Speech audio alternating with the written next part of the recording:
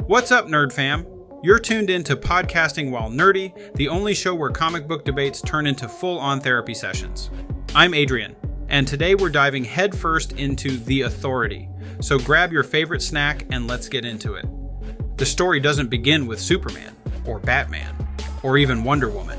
It begins in the alleyways between panels, in the shadows where mainstream heroes feared to tread. It begins in 1999, when the Authority first stepped onto the scene, with the confidence of gods and the recklessness of rebels. They didn't save kittens. They didn't negotiate with villains. They showed up, broke things, and left you questioning whether you were supposed to be clapping or calling for their arrest. James Gunn, architect of DC's next era, has his eyes on them, which means the world is about to meet a team that makes the Suicide Squad look like a brunch club. But before Hollywood starts assembling wigs and CGI budgets, let's sit with this. Let's feel out who these people are, and because it's 2025 and we cast things in our heads before casting directors even get the script, who might wear their chaos well. Starting with Jenny Sparks. Jenny Sparks smokes too much, drinks too much, doesn't smile unless she's electrocuting someone, but she's also the heart of the Authority, if the heart was wrapped in barbed wire and beat to the rhythm of punk rock. Born at the turn of the 20th century and dead on the dot in 2000, Jenny is literally time-bound, and she knows it. Her power is electricity, but her real weapon is attitude. She has every wasted potential you tried to forget. The conscience that doesn't whisper but yells. Jenny has seen the entire 20th century and carries the scars to prove it. She's the kind of leader who doesn't want to lead but does it anyway because no one else is brave enough to make the hard decisions. She doesn't care about your opinion. She cares about results. And usually those results come with collateral damage. Who should play her? Jodie Comer. You need someone who can stare down a god, light a cigarette off their flames, and walk away with her boots still shining. Comer has the snark, the soul, and the simmering rage. If Killing Eve proved anything, it's that she can walk the line between psychotic and magnetic. Jenny Sparks isn't likable. She's unforgettable. Comer gets that. Next we have Apollo. Apollo is solar-powered justice in skin-tight leather.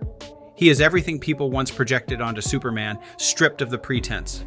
He doesn't negotiate. He flies high, burns bright, and punches through problems like they were made of mist. But beneath that blazing surface lies exhaustion. He's tired of hiding, of asking for permission to exist, of pretending he fits into a mold that was never designed for him.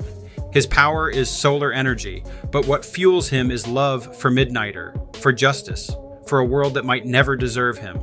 He is an icon for queer strength, not because he wants to be, but because he has to be. Apollo was revolutionary when he was created, and he still is. Not in what he does, but in how unapologetically he does it. Who should play him? Luke Evans.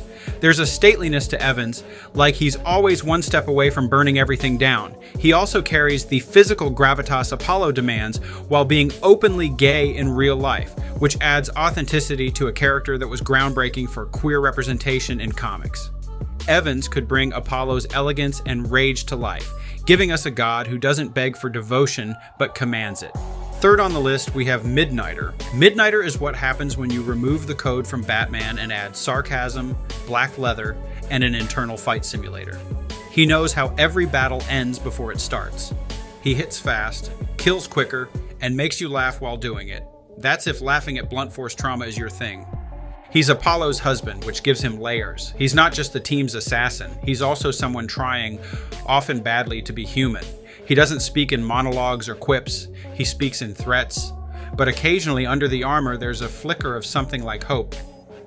Who should play him? Pedro Pascal. Yes, he's everywhere. But that's because he understands broken, battle-worn characters like no one else. Midnighter is violence with a conscience, hidden deep somewhere. Pedro would bring the tired menace, the reluctant softness with Apollo, and the quiet, bloody brilliance. Plus, just imagine those fight scenes. At number 4, we have the engineer, Angela Spica, the woman who replaced her blood with nanotech. Angela Spica isn't flashy until she is. A second-generation engineer, she replaced her blood with liquid machines and turned her body into a tech tool. She can reshape herself, fly, and interface with anything digital. But beneath all that circuitry is a shy, awkward woman who never expected to become a superhero. Angela is the glue of the team. She builds, she mends, and when pushed, she destroys. But she's still figuring herself out. There's a kind of deep vulnerability in Angela that contrasts beautifully with her omnipotent exterior. Who should play her? James Gunn has already cast Maria Gabriela de Faria as the engineer in the upcoming Authority film. It's a bold and exciting choice. De Faria has the intensity and screen presence to bring Angela's internal conflict and quiet power to life. But if we were casting, we'd pick Stephanie Beatrice. She has the voice, the steeliness, and the warmth. As Rosa in Brooklyn Nine-Nine, she showed us someone who could punch through a wall and still have layers to peel back. Next on the list is Jack Hawksmoor. Think of him as the human embodiment of a skyline. Sleek, strange, buzzing with energy you can't quite explain.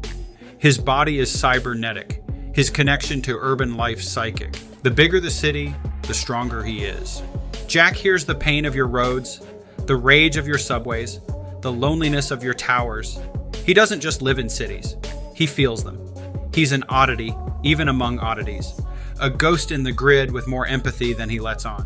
He doesn't talk much, but when he does, cities listen. Who should play him? Riz Ahmed. Jack needs a kind of wired energy that is restless, thoughtful, and always on the edge of existential dread. Ahmed's eyes carry cities. He'd ground Jack's weirdness in something deeply real. We need to believe Jack can command Manhattan like a god and cry for Detroit like a brother. Ahmed would make that believable. At 6, we have Swift, the winged avenger with a taste for blunt truths. Shen Li Min, aka Swift, is one of the more understated members of the Authority. Half Tibetan, half avian. She has wings, claws, and a righteous anger that cuts deeper than talons ever could. She doesn't scream for attention. She whispers truth and expects you to listen. Swift is a reminder that not all power is loud. She flies between skyscrapers and sees the world from a hawk's eye, seeing patterns, dangers, and lies before anyone else. Her super speed and agility make her deadly, but it's her clarity that makes her invaluable. She remembers what the fight is for. Who should play her? Jessica Henwick. She deserves more.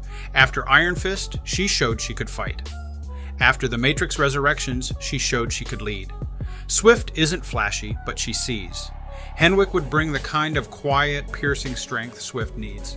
Someone who doesn't just fly. She soars. Next on the list is the Doctor. The Doctor is a title, not a person. This Doctor, Jeroen Thorndike, is a Dutch junkie chosen to inherit near omnipotent magical powers. He can speak to gods, summon storms, rewrite reality, but he'd trade it all for another fix, or maybe just a moment of silence in his head. He is tragic, powerful, and always seconds away from losing control. Magic doesn't make him noble, it makes him vulnerable. He is the team's wild card, its conscience, its spiritual mess. He carries the weight of past doctors and the fear of becoming just another corrupted savior. Who should play him? Ben Whishaw. There's something about Whishaw. He is gentle, spectral, but terrifying when he wants to be. The Doctor is a walking paradox, magic and trauma, God and ghost. Whishaw could float through that tension like smoke. He'd make you believe in miracles and fear them too. Now that we have helped the directors to pick the perfect cast for the show, let's get to the question we all have been asking. Why the Authority now? Well, James Gunn has never been one for tradition. He doesn't paint inside the lines. He paints in chaos, trauma, rage, and absurd humor. He takes the pieces of broken heroes and turns them into something strange, unpredictable, and honest. The Authority is the perfect canvas for that kind of vision. These aren't heroes in capes who wait for approval before taking action. They don't care about the rulebook. If the system fails the people, they'll burn it down and build something better. They aren't protectors of the status quo. They are its biggest threat. In a world that has lived through Watchmen, The Boys, and countless explorations of flawed heroes, we don't need another team fighting for truth and justice with clean smiles and polished morals. We need the ones who are tired, the ones who are furious, the ones who have seen too much and still choose to fight, even when their methods make us uncomfortable. That's the Authority. They speak to the people who walked away from superheroes because the stories stopped feeling real. Their brutality isn't for shock value. It's how they cope, how they resist, and how they reveal the truth. They are flawed, sometimes even terrifying, but they're not pretending. In Gunn's hands, this could be the reset we didn't know we needed. Not just for the DC Universe as a brand, but for the entire way we approach superhero stories. He has the chance to strip away the polish and tell stories that aren't about perfect ideals, but about people who are trying, failing, and still choosing to fight. It's not about glossy redemption arcs. It's about survival, consequences, and conviction. And maybe, somewhere in all that mess and brutal honesty, we'll find something worth believing in again. Not because it's perfect, but because it's real. All right, fam, that's it for today's Nerd Out session. If you vibed with the convo, hit that like button. Don't ghost us like Toby after Spider-Man 3. Subscribing's easy, staying nerdy is easier. Tap that bell and join the crew. New episodes drop faster than Flash in the Speed Force. Comments are open. Let's argue respectfully. Or not. We're all friends here. Mostly. Catch you next time on Podcasting While Nerdy, where the only thing we take seriously is canon.